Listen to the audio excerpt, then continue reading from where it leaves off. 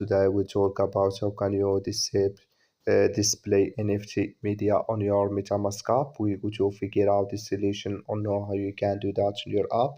So you just follow these ways, then it's going to work with you. All you have to do in the first, you just go down, click on this sign down here. When you just click on it, it's going to take you to this list. It's going to show for you like this. Click here on security and privacy here. Just click on it here. So then it's going to take you to this list. It's going to show for you like this. Just go down here. You keep going down here. So you keep going down until you found here display NFT media. Click in this sign or this color.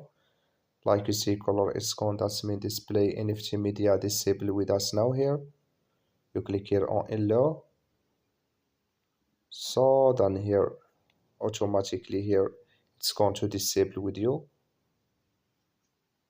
Like you see here, it's disabled with us here. That's all. Thank you for watching. Don't forget to support us by liking, subscribe.